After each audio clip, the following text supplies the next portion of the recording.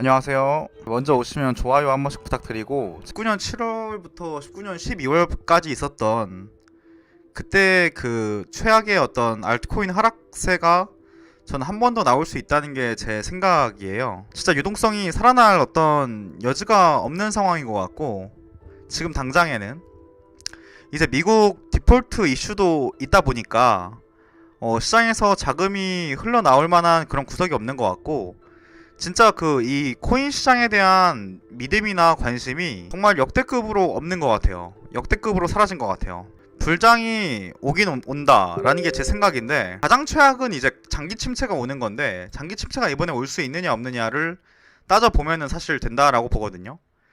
근데 역사를 살펴봤을 때 정말 유례없는 장기 침체가 몇 번 나오긴 했었어요. 이제 최근 10년 동안은 없었고, 2008 금융위기 때 한번 정말 엄청난 장기 침체가 있었다라고 볼 수 있겠고요. 이때는 어떻게 보면은 2007년도부터 대체 이게 몇 년이죠? 바닥을 찍고 올라가기까지 522일이나 걸렸어요. 522일. 전고를 넘기 전까지, 전고를 넘을 때까지 걸린 시간은 약 2000일이면은 거의 뭐 4, 5년이 걸린 건데, 4, 5년 만에 전고점을 넘는 그런 상황이 나왔으니까 진짜 엄청나게 오랫동안 침체기였다라는 걸 알 수가 있어요. 근데 이런 상황에 우리가 직면하지만 않으면 되는데, 진짜 직면하면 어떻게 하겠는가라는 게 또 우리의 이슈니까. 근데 이걸 완전히 낙관할 수는 없거든요. 근데 진짜 이 장기 침체 정말 무서워요.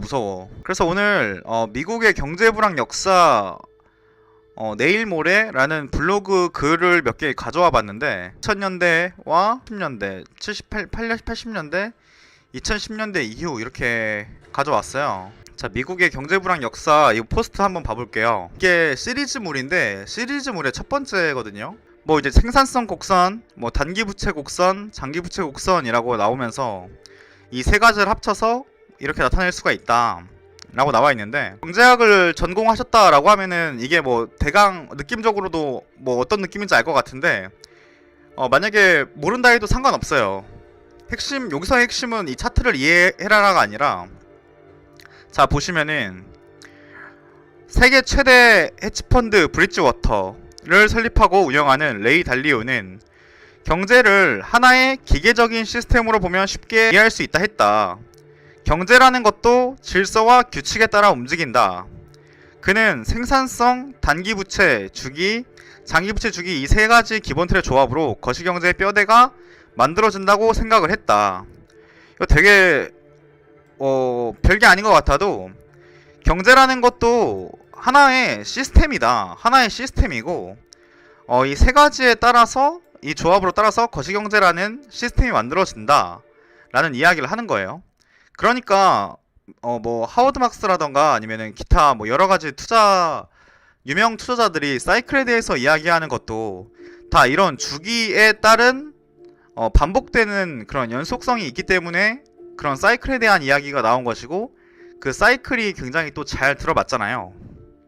그런 부분이라고 볼 수가 있을 것 같은데, 생산성 곡선에 대한 이야기가 첫 번째로 나오는데, 생산성은 일하는 만큼 벌어서 쓴다 라는 얘기인데, 나의 지출은 누군가의 소비가 되고 생산성이 증가함에 따라 경제가 성장하게 되는 기본 구조이다. 그 다음 나오는 게 경제의 확장, 그 다음에 레버리지 얘기가 나와요. 레버리지. 생산성에서 돈을 빌리는 행위가 들어가면서 본격적인 자본주의 체제가 구성이 된다.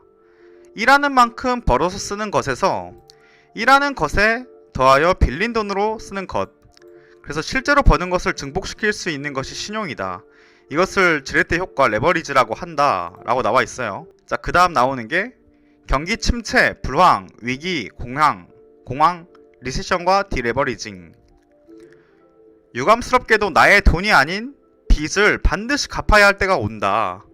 이런 신용 주기로 인해서 경제에는 위기와 기회가 찾아온다. 이 위기와 기회라는 게 사이클처럼 항상 온다라는 거죠. 그래서 주식 투자도 마찬가지다. 나의 투자는 누군가의 빚이다. 따라서 주식시장에는 반드시 가격의 등락이 생긴다. 근데 이게 참 그래요. 제가 이 부분을 읽으면서 유감스럽게도 나의 돈이 아닌 빚은 반드시 갚아야 할 때가 온다. 요즘에 이제 미국이 부채가 너무 많아가지고 뭐 디폴트를 하냐 마냐 하고 있는데, 진짜로 많은 이제 사람들이 이제 미국이 이제까지 계속 그래왔던 것처럼 디폴트 안 한다, 디폴트 가능성 없다라는 의견이 굉장히 많은데, 근데 그러면 그렇게 따지면은 그럼 진짜로 그 빚을 무한대로 늘릴 수 있으면 그게 무슨 의미가 있냐? 그게 정말 제대로 된 시스템이 맞는가라는 의문이 저는 들기는 하거든요. 사실은 이제 70년대 1970년대 불황의 역사를 살펴봤을 때 70년대에 굉장히 중요했던 그 이슈가 근본이제 폐지잖아요. 자, 근본이제 폐지는 경제위기와 직접적인 관련은 없지만 닉슨 대통령이 갑자기 금과 달러의 교환을 공식적으로 정지를 했었다.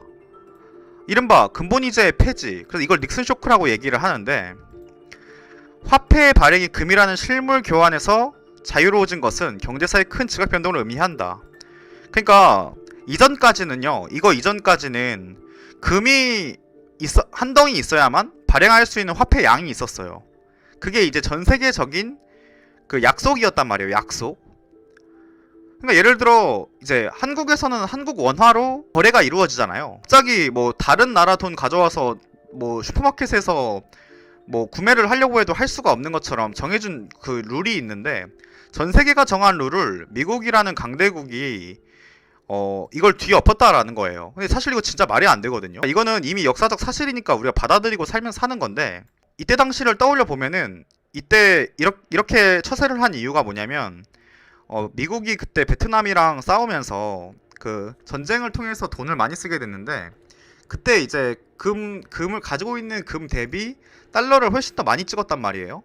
그러다 보니까 다른 주변 국가들이, 아니 미국님 왜 이렇게 금 없으신 것 같은데 왜 이렇게 계속해서 달러를 찍으세요? 딱 지금 금 있는 거 좀 보여줄 수 있어요?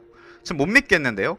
자꾸 이런 식으로 이제 압박을 하니까 닉슨 대통령이 그걸 못 이겨가지고, 나 이제부터 그냥 내 맘대로 달러 발행할 건데 니들이 뭐 어쩔 거야, 힘도 없는데. 그래서 처음에는 다른 이제 나라들이 진짜 나도 이제 나도 달러 안 써, 달러 좀 이상한 거 같아, 달러 좀 약간 제정신 아닌 거 같아, 나 미국 돈 안 쓸래, 그러면서 이제 미국이 기축통화로서 힘을 잃을 뻔 했는데, 갑자기 그때 당시에 미국이 금리 인상을 하면서 그래? 니네 뭐 달러 안 쓸 거야? 달러 안 쓸 거면은 뭐 쓰지 마. 대신 우리 달러 쓰면은 금리 엄청나게 올려서 굉장히 이자를 많이 받게 해줄 거야.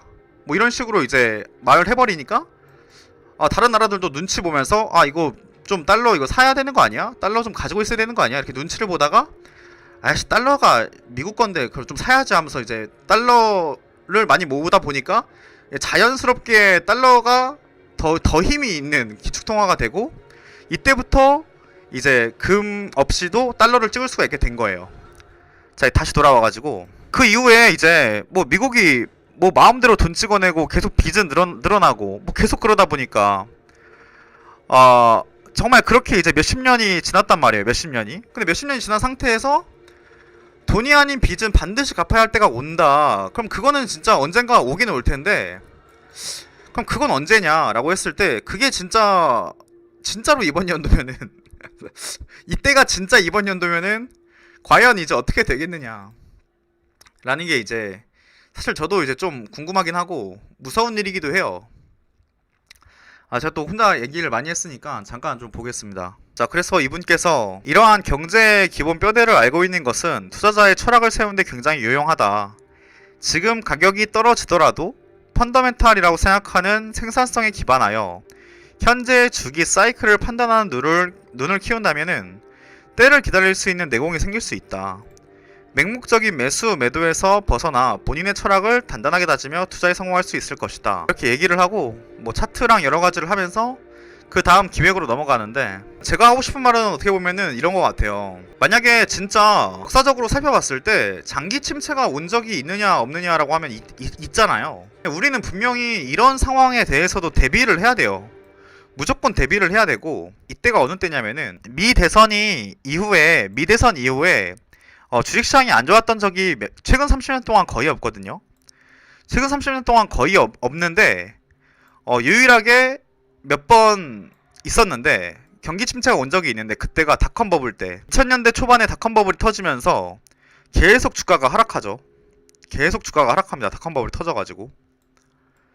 그리고 이제 2008 금융위기 때 리만 브라더스 사태 때 굉장히 또 장기 침체가 와요. 근데 그러면은 지금 우리가 이 차트가 그려져 있지 않지만 역사가 더 많이 지났을 때 여기서부터 장기 침체가 만약에 왔다라고 하면은 그거는 아마 이제 뭐 미국의 디폴트 뭐 이런 게 역사적으로 남지 않을까 싶은데, 만약에 정말 그런 상황이 벌어지면은 저는 이번에 그 4년 사이클에 의한 반감기 상승도 위험할 수도 있다라는 게 제 생각인데, 우리가 따지고 보면은 최근 10년을 놓고 봤을 때 비트코인 4년 반감기 시즌이 딱딱 맞았던 이유를 또 따져보면은 사실 주식시장 호황과도 굉장히 맞닿아 있거든요. 그러니까 주식시장이 완전히 무너지는데 좀 비트코인과 가상자산만 계속 오르기는 사실 굉장히 쉽지 않다. 근데 우리가 장기 침체가 온다라고 해서 그럼 우리는 투자 행위를 멈출 것인가? 저는 첫 번째로 장기 침체가 와도 투자 행위는 계속 할 것이며, 그럼 두 번째로 장기 침체가 오지 않을 가능성이 높거든요. 그러니까 확률로 따지면은 장기 침체가 안 올 확률이 더 높다고 생각을 해요. 디폴트 안 할 확률이 높고, 우리가 정말 30년 중에 한두 번 있을 만한 그런 사건을 맞추는 게임을 투자를 하면서 그걸 꼭 맞춰야만 하는가라고 보면은 저는 그건 아니라고 생각하거든요. 제가 지난번에 그 FTX 거래소 파산 사건 때로 얘기했을 때도 FTX 거래소가 그래 파산나는 세계 제2의 거래소가 파산나는 거를 우리가 어떻게 사전에 예측할 수 있는가? 저는 그건 되게 어려운 영역이고 불가능의 영역에 가깝다고 생각을 해요.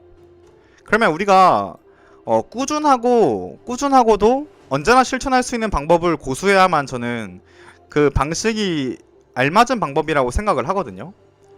그러니까 어떤 상황일 땐 이렇게 하고 어떤 상황일 땐 이렇게 하고가 아니라 본인의 원칙이라는 게 어떠한 상황에서도 흔들리지 않아야만 하는데, 그럼 그러한 것들을 하나하나 다 피해갈 것인가? 저는 피할 수 없다라는 생각이고, 다만 그럼 만약에 그런 일이 일어났을 땐 어떻게 할 것인가 라는 거는 그걸 버텨낼 수 있는 현금 여력과 현금 흐름이 필요하다. 사실 이게 굉장히 관건일 것 같아요. 다만 보면은 5월 24일 기사인데, 자, 이런 얘기가 있어요. 시가총액 19조 원, 하루 평균 거래 규모 3조 원, 2022년 말 기준. 총 625종이 유통되고 있는 국내 가상자산 시장 얘기다. 가상자산은 지난 10여 년 동안 무법지대에 놓여 있었다.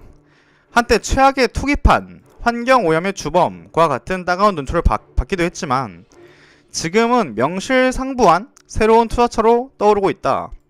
가상자산이 돈이 된다는 점, 자산으로서 가치가 있다는 점은 누구도 부인하기 어렵다 라고 이야기를 합니다. 아니 사실 이게 보시면은 정말 맞는 얘기죠. 근데 이런 얘기를 만약에 우리가 3년 전에만 했어도 정말 이 문장이 얼마나 이상해. 엄청 이상하지 않나요? 그러니까 가상자산이 돈이 된다는 점, 자산으로서 가치가 있다는 점 누구도 부인하기 어렵다라는 말은 정말 2, 3년 전만 해도 정말 누가 이렇게 주장을 할 수 있었겠어요. 이렇게 당연하다는 듯이. 근데 이런 얘기를 할 수 있다는 것 자체가 이미 이 시장은 정말 많은 발전을 이뤄나가고 있거든요. 국회 정무위원회는 가상자산 이용 보호 등에 관한 법안을 의결했다. 가상자산과 관련해 처음으로 법안이 제정되었다는 것이다. 유럽연합이 가상자산 포괄 규제법 미카를 통과시키고 김남국 의원에 대한 가상자산 의혹이 불거지면서 부랴부랴 관련 발의안 18개를 뭉뚱그려 만들어냈다 라고 하면서 어떤 이제 정책들이 나왔는지 말을 해주고 있어요. 어쩌면 지금 거시경제나 현재 어떤 금융 상태랑 별개로 이 시장 자체는 굉장히 잘 발전해 나가고 있다라는 거예요. 이런 또 기사가 있는데, 전 세계적으로 가상자산 산업에 대한 본격적인 경쟁이 시작된 가운데 미국이 호주, 한국, 스위스 등 국가와의 경쟁에서 밀릴 가능성이 제기됐다. 자, 이런 얘기가 나온다는 게 이제는 이런 얘기를 정말 당연하게 얘기하는 시대가 됐거든요. 전 세계적으로 가상자산 산업에 대한 본격적인 경쟁이 시작됐다. 자, 코인텔레그래프에 따르면 유명 자산운용사인 아크인베스트는 미국이 글로벌 가상자산 시장에 패권을 주기는 어려우며 오히려 아랍에미리트, 한국 등, 자, 한국이 여기서 나오죠. 아랍에미리트나 한국 등 주요 국가들의 경쟁에서 밀릴 것으로 분석하고 있다. 미국이 오히려 한국에 밀릴 거래요. 제가 한 얘기가 아니라 아크인베스트가.